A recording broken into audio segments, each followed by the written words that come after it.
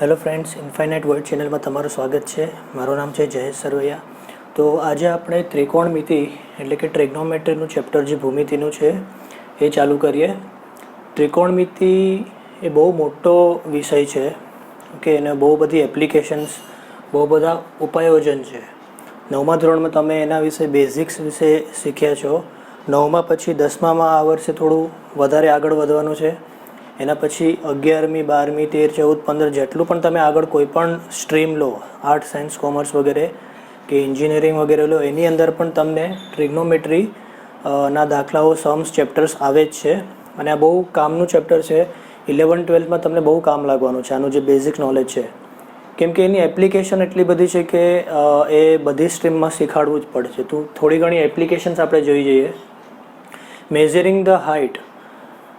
ત્રિકોણમિતિનો ઉપયોગ ખાસ કરીને હાઇટ્સ અને ડેપ્થ, ઊંડાઈ, ઊંચાઈ વગેરે માપવા માટે થાય છે. જેમ કે કોઈ બિલ્ડિંગનું કન્સ્ટ્રક્શન ચાલુ હોય અથવા બિલ્ડિંગની હાઇટ વગેરે તમારે માપવાની હોય, માઉન્ટેન, પર્વત કે ક્લાઉડ કેટલો ઊંચ, ક્લાઉડ એટલે કે વાદળ કેટલું ઊંચું છે એ માપવાનું હોય, ઊંચા સ્ટ્રક્ચર્સ, બાંધકામ હોય, એની ઊંચાઈ માપવા માટે ત્રિકોણમિતિનો ઉપયોગ થાય છે. તો આ પહેલી એપ્લિકેશન છે એની.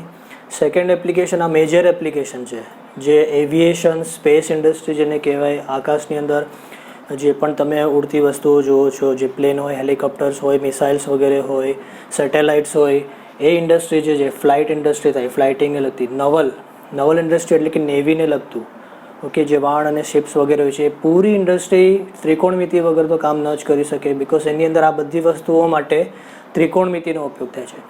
ડિસ્ટન્સ બિટવીન પ્લેન્સ, બે પ્લેન ઉડતા હોય તેના વચ્ચેનું અંતર માપવાનું હોય, એ કયા ડાયરેક્શનમાં જશે, કેવી રીતે જશે એ માપવું હોય. મિસાઇલ અને સેટેલાઇટને લોન્ચ કરવું હોય, ત્રિકોણમિતિનો ઉપયોગ થાય છે. Rover guidance in direction. Rovers એટલે કે સમજો માર્સ રોવર હોય. માર્સ એટલે કે મંગળ ગ્રહ ઉપર તમે કોઈ રોવર મોકલેલું હોય, તો એ કઈ રીતે એને ગાઈડન્સ આપવું, એનું ડાયરેક્શન કઈ રીતે નક્કી કરવું, એ બધા માટે ત્રિકોણમિતિ નો ઉપયોગ થાય છે. સેટેલાઇટ લોન્ચ કરતી વખતે તેનો ઉપયોગ થાય છે. લોકેશન અને ડાયરેક્શન ઓફ શિપ. તો વાણની અંદર એટલે નવલ ઇન્ડસ્ટ્રીની અંદર, દરિયામાં, ઓશન્સની અંદર કોઈ શિપ્સ આવેલા હોય તો એનું એક્ઝેક્ટ લોકેશન એકચ્યુઅલી કયું છે, એનું ડાયરેક્શન કયું છે એ નક્કી કરવા માટે. Controlling the robotic arms in space, example ISS. ISS એટલે ઇન્ટરનેશનલ સ્પેસ સ્ટેશન છે.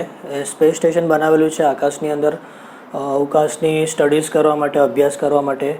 તો એનું ઘણીવાર ત્યાં રિપેર માટે લોકોને મોકલવા પડે, તો એ રોબોટિક્સ આર્મ્સ હોય છે. હાથથી ઓછું કામ થાય, તો રોબોટિક આર્મ્સના મૂવમેન્ટ કરવા માટે, એને કંટ્રોલ કરવા માટે ટ્રિગ્નોમેટ્રિક એંગલ્સ કેલ્ક્યુલેશન કરવા. એંગલ્સ એટલે ખૂણાની ગણતરી કરવાની હોય, તો એ ખૂણાની ગણતરી વગેરે કરવા માટે ત્રિકોણમિતિનો બહુ બધો ઉપયોગ થાય છે. આ બે મેજર એપ્લિકેશન પછી અન્ડરસ્ટેન્ડિંગ આગળ જોઈએ તો સાઉન્ડ, લાઇટ, વેવ્સ. વેવ્સ એટલે જે તરંગો હોય છે, એ તરંગો મેથેમેટિકલી, ગણિતની રીતે દર્શાવવા માટે સાઇન અને કોસાઇનનો ખાસ ઉપયોગ થાય છે. સાઇન અને કોસાઇનનો, ઓકે, સાઇન અને કોસાઇનના જે સૂત્ર, ફોર્મ્યુલા હોય છે એનો ઉપયોગ થાય છે. તો તમારે સાઉન્ડ એટલે ધ્વનિના તરંગો અને લાઇટ એટલે પ્રકાશના તરંગોનો અભ્યાસ ડીપલી કરવો હોય તો તમારે ટ્રિગ્નોમેટ્રીના ઘણા ફોર્મ્યુલા, સૂત્ર વાપરવા પડે. આગળ ક્રિએટિંગ મ્યુઝિકલ નોટ્સ. મ્યુઝિક્સની અંદર નોટ્સ બનાવવાના હોય, કેમ કે આ સાઉન્ડને લગતું છે, તો નોટ્સ જે બનાવવાના હોય એના માટે પણ તમે મ્યુઝિક પ્રોડ્યુસ કરવું હોય તો પણ સાઇન, કોસાઇન, વેવ ના ફોર્મ્યુલા, સૂત્રનો ઉપયોગ કરવો પડે. પછી આવે છે ઓશિનોગ્રાફી, સમુદ્ર શાસ્ત્ર જેને કહેવાય. Calculate the height of the waves and tides in the ocean. સમુદ્રની અંદર જે ભરતી, ઓટ આવે અને જે મોજાઓ ઉડતા હોય પાણીના, તેની ઊંચાઈ વગેરે માપવા માટે પણ ટ્રિગ્નોમેટ્રીનો ઉપયોગ થાય છે. આ એક ઇન્ટરેસ્ટિંગ એપ્લિકેશન છે, મોબાઈલ ગેમ ડેવલપમેન્ટ. કેમ કે ઘણા લોકો એવી રીતે પ્રશ્નો પૂછે છે કે મેથેમેટિક્સનો ઉપયોગ શું છે રોજિંદા જીવનમાં. મેથ્સનો બહુ બધો ઉપયોગ છે. મેથ્સનો ડાયરેક્ટલી તમને એનો ઉપયોગ દેખાતો નથી. એક સરસ ઉદાહરણ જોવા જઈએ તો મોબાઈલ ગેમ, આજકાલ કેટલા લોકો ગેમ્સ રમતા હોય છે, પણ એની પાછળ કેટલી બધી મહેનત, સોફ્ટવેર ડેવલપમેન્ટની અંદર કેટલું બધું મેથેમેટિક્સ યુઝ થતું હોય, ટ્રિગ્નોમેટ્રી યુઝ થતું હોય છે, બહુ ઓછા લોકોને ખબર હોય છે. તો મોબાઈલ ગેમ ડેવલપમેન્ટની અંદર કોઈ ઓબ્જેક્ટ, હવે સમજો ગેમ રમતા હોય અને કોઈ ઓબ્જેક્ટની મૂવમેન્ટ થતી હોય, કંઈ વસ્તુ થ્રો કરીએ આપણે, એવી રીતે ડાયરેક્શનમાં જાય, તો એ ઓબ્જેક્ટ ઉડતું બતાવવા માટે, થ્રો થતું બતાવવા માટે તમારે ગણિતના સૂત્ર વાપરવા પડે છે અને એની અંદર પણ ડાયરેક્શન, ફ્લાઇટ વગેરે નક્કી કરવા માટે ટ્રિગ્નોમેટ્રી યુઝ થાય છે. એક્ઝામ્પલ, તમે મેરિયો અને એંગ્રી બર્ડ્સ જેવી ગેમ્સ રમી હશે તો એંગ્રી બર્ડ્સની અંદર તમે જે કંઈક પથ્થરો કે કંઈક ઓબ્જેક્ટ લઈને ખેંચીને ફેંકો છો, એ ફેંકો ત્યારે એક ટ્રેજેક્ટરી તૈયાર થાય છે, એક પાથ તૈયાર થાય છે. એના બધા સૂત્રો હોય છે જે ફિઝિક્સમાં આવે છે. એ સૂત્ર બધા સાઇન કોસાઇન પર આધારિત હોવાને કારણે ટ્રિગ્નોમેટ્રી એમાં બહુ બધો ઉપયોગ થાય છે. એના વગર તમે મોબાઈલ ગેમ ડેવલપ ન જ કરી શકો. નેક્સ્ટ એપ્લિકેશન છે આર્કિયોલોજી, એટલે પુરાતન વિદ્યાશાસ્ત્ર. એટલે કે તમે જોયું છે ડિસ્કવરી વગેરે ચેનલની અંદર ખોદકામ વગેરે કરવામાં આવે છે અને નવી નવી વસ્તુઓ, ઉત્ખનન જેને કહેવાય, જૂની જૂની વસ્તુઓ ગોતી કાઢવામાં આવે છે અને એની બધી માહિતી જમા કરવામાં આવે છે. ટ્રિગ્નોમેટ્રીનો ઉપયોગ ત્યાં કેવી રીતે કરતા હોય કે જે મોટું એરિયા નક્કી કરેલું હોય જ્યાં ખોદકામ કરવું હોય એને નાના નાના એરિયામાં ડિવાઈડ કરવામાં આવે. ઓકે, અને નાના નાના પાર્ટ્સમાં ડિવાઈડ કરવા માટે, ભાગલા પાડવા માટે પણ તમે ત્રિકોણમિતિનો ઉપયોગ કરો છો. ક્રિમિનોલોજી, આ એક બહુ, ક્રિમિનોલોજી એટલે ક્રાઇમ કાંઈ થાય કે હિંસા વગેરે થઈ હોય, કાંઈ એક્સિડન્ટ વગેરે થયું હોય, હત્યા થઈ હોય તો એની અંદર પણ ત્રિકોણમિતિનો ઉપયોગ થાય છે કે ઓબ્જેક્ટ્સ, કોઈ પદાર્થ પડતા હોય, ફેંકેલા હોય. ઓકે, ગન શોટ, જે ગનનું શોટ મારેલો હોય એનો જે ડાયરેક્શન નક્કી કરવાનું હોય. કોલિઝન ઇન એન એક્સિડન્ટ થાય ત્યારે કોઈ વસ્તુ અથડાઈ, કાર વગેરે અથડાઈ તો એ કઈ ડાયરેક્શનમાં જતી હતી, કઈ રીતે હતું, કયા ખૂણા હતા, એ ત્રિકોણમિતિના ઉપયોગથી જાણી શકે છે. કમ્પ્યુટર ગ્રાફિક્સ ડિઝાઇન, આ કમ્પ્યુટર ગ્રાફિક્સની અંદર સારી સારી ડિઝાઇન તૈયાર કરવાની હોય, સરસ પેટર્ન્સ તૈયાર કરવાની હોય. એક એક્ઝામ્પલ તમને આપું તો તમે ગૂગલ પર સર્ચ કરી જોજો ફ્રેક્ટલ્સ કરીને. ફ્રેક્ટલ એ ગણિતનો એક બહુ સરસ ભાગ છે. ફ્રેક્ટલ્સ થી ડિઝાઇન તૈયાર કરી શકાય છે. ફ્રેક્ટલ્સ બહુ સરસ ડિઝાઇન, તો એ ડિઝાઇન્સના સૂત્ર હોય છે, ગણિતના સૂત્રો હોય છે, ફોર્મ્યુલા હોય છે. એ બધા ફોર્મ્યુલા મેથેમેટિક્સ પર અને ખાસ કરીને ત્રિકોણમિતિના સાઇન, કોસાઇન વગેરે ફંક્શન્સ પર આધારિત હોવાને કારણે એક એપ્લિકેશન એની કમ્પ્યુટર ગ્રાફિક્સમાં પણ આવે છે. ઓકે, હવે આપણે ત્રિકોણમિતિય ગુણોત્તરો અને તેના પર આધારિત અમુક સૂત્રો જોઈ જઈએ. તો આ છે તમારું ત્રિકોણ એબીસી. ઓકે, ત્રિકોણ એબીસી કાટકોણ ત્રિકોણ છે. આપણે અહીંયા સી ખૂણો જે છે એને થીટા કીધું છે. થીટા અહીંયા પણ હોઈ શકે, અહીંયા પણ હોઈ શકે. ઓકે, હવે એની અંદર જુઓ 90 ડિગ્રી જે ખૂણો છે, 90 અંશ, એની સામેની જે બાજુ હોય એ હંમેશા કર્ણ કહેવાય. 90ની સામેની બાજુ કર્ણ. હવે આ ખૂણા માટે, ખૂણા સી માટે જે થીટા છે એની સામેની બાજુ એબી થશે અને એની પાસેની બાજુ બીસી થશે. જો આ થીટા અહીંયા હોત તો એની પાસેની બાજુ આ બની જાત અને એની સામેની બાજુ આ બની જાત. એ ખાસ ધ્યાન રાખવાનું. જે ખૂણાની વાત કરી હોય એને લગતું સામેની અને પાસેની બાજુ આવે. કર્ણ હંમેશા સેમ રહે. તો એને ધ્યાનમાં રાખીને આ સૂત્ર 6 છે તમારા ત્રિકોણમિતિય ગુણોત્તરો જેને કહેવામાં આવે છે, સાઇન, કોસ, ટેન, કોસેક, સેક અને કોટ. એના સૂત્ર જુઓ. સાઇન થીટા હોય સામેની બાજુ છેદમાં કર્ણ. હવે થીટાની સામેની બાજુ કોણ છે? એબી અને કર્ણ હાઇપોટેન્યુસ એસી. ઓકે, કોસ થીટાની વાત કરીએ તો એનું સૂત્ર છે પાસેની બાજુ છેદમાં કર્ણ. તો થીટા જે છે આ ખૂણો, એની પાસેની બાજુ તો આ જ થઈ ગઈ, એની બાજુમાં જ છે બીસી, અને કર્ણ એટલે પાછું એસી.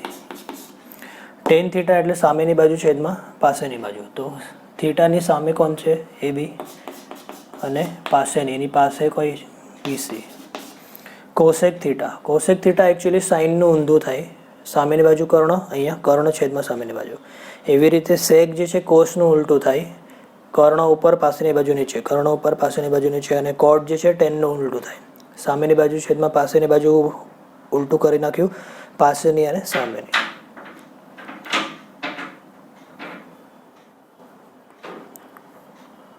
તો કોસેક થીટા પર ધ્યાન આપીએ. કર્ણ છેદમાં સામેની બાજુ, કર્ણ તમારું એસી અને સામેની બાજુ થીટાની સામેની બાજુ કઈ છે? એબી. સેક પર ધ્યાન આપીએ તો કર્ણ છે તમારું એસી અને પાસેની બાજુ કઈ થાય? બીસી. કોટ એટલે પાસેની બાજુ, પાસેની બાજુ બીસી અને સામેની બાજુ, થીટાની સામેની બાજુ એબી. તો આ ગુણોત્તરના સૂત્ર યાદ રાખો. ઓકે, અને એ સૂત્ર ત્રિકોણમાં કઈ રીતે વાપરવાના એ હંમેશા શીખો. ઘણીવાર ખૂણો અહીંયા હોય તો એ રીતે પણ તમને આવડવું જોઈએ. હવે બીજા પ્રકારના સૂત્ર છે જેની અંદર તમારે આ સરસ રીત છે યાદ રાખવાની. કટ કો, અને એડ કો એટલે કો હોય તો એને કટ કરી નાખવાનું, હોય તો કટ કરી નાખવાનું, અને ન હોય તો એડ કરવાનું. હોય તો કટ કરી નાખો, ન હોય તો એડ કરો. કઈ રીતે આવે એ જોઈએ. હવે આની અંદર કો નથી આગળ, આની આગળ કો નથી. કો ન હોય તો એડ કરો, તો એડ કરો. કો સાઇન થઈ જાય. કોસાઇનને ટૂંકમાં લખાય કોસ, રાઈટ. કોસાઇનને ટૂંકમાં લખાય કોસ. Cos 90 minus theta. આ બધા 90 માઇનસ થીટા વાળા સૂત્ર છે. Sine theta equal to cos 90 minus theta. હવે અહીંયા આવ્યા તો અહીંયા તો કો છે. કો હોય તો કટ કરી નાખવાનું, કાઢી નાખો તો શું બચે? એસ. એસ એટલે સાઇન, સાઇન 90 માઇનસ થીટા. હવે અહીંયા આવીએ. અહીંયા કો નથી, ન હોય તો લગાડવાનું, એડ કરવાનું. તો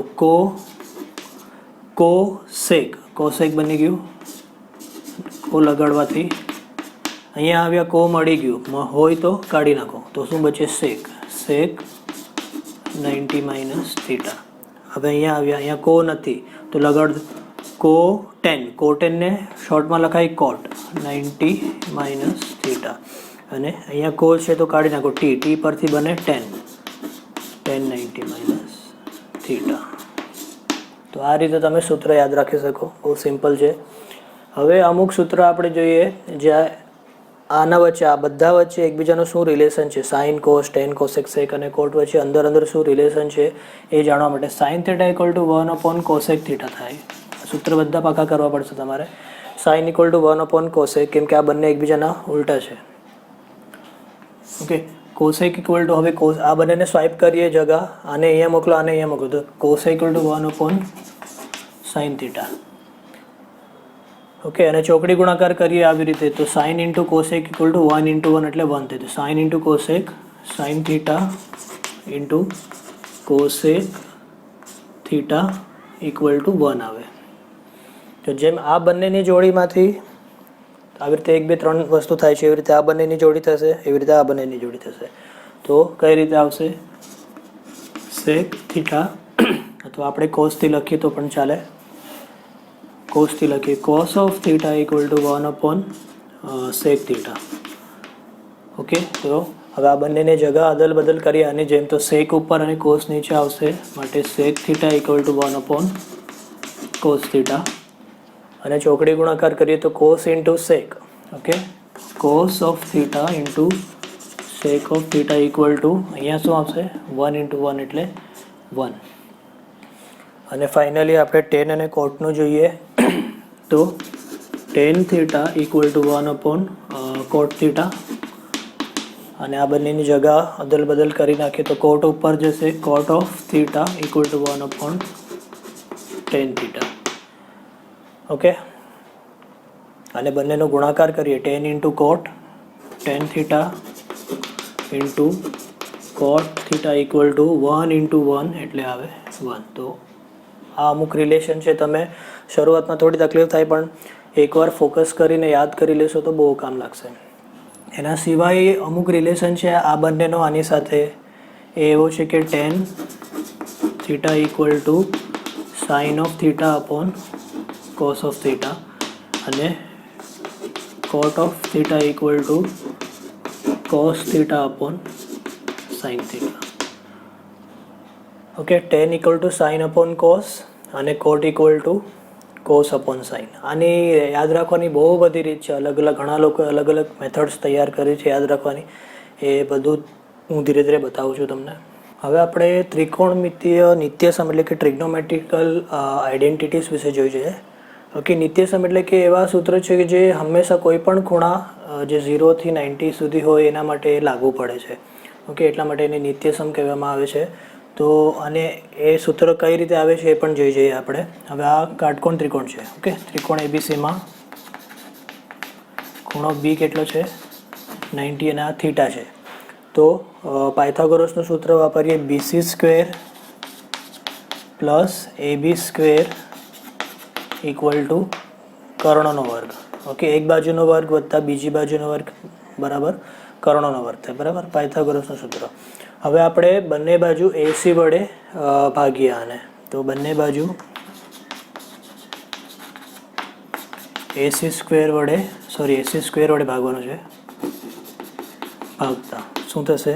BC square plus AB square upon AC square આવશે અને અહીંયા AC square upon AC square આવશે. આ બંને સેમ હોવાથી ઉડી જશે. હવે આને છૂટા પડી, આના છેદમાં અને આના છેદમાં.